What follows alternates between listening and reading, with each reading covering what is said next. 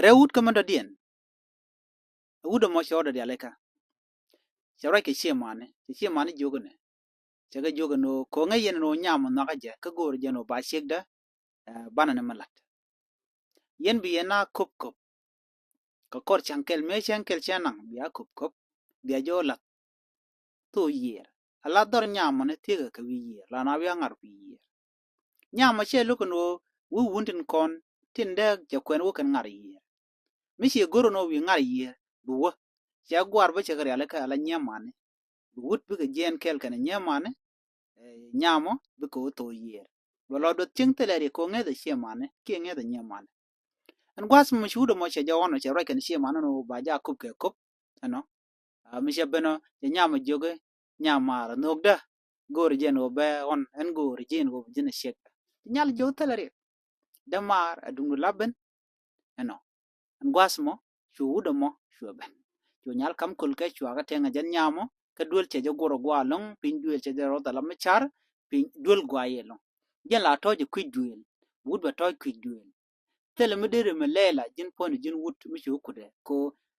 dam mane ka tin tie ka bo re kad la ke dien tie ka bo ko gwa dan tin man dien ko nges ka lo ni man dien ano an gwas mo cha wun no me chu te ka chankel che wut che jeda che wudon gwas mo che wana no bo be nyam jogan bo po ka jo tele re wi yen nyemo tune ano ya kel chu kana gwar chi rudin jor ye an gwas mo ngar kan ke we ano be gwar jogo we bo bon ko chicken lat kana chi man no ba kon nang to yi la kop cha ja la dai toy toy gwal ma tie kana che tiet ka man gwal dana bai la sen an gwal mu cha bonya we che ngo cha bonya bonya di gor ka je gwal mo gwar cho pel gwa dan to kop ten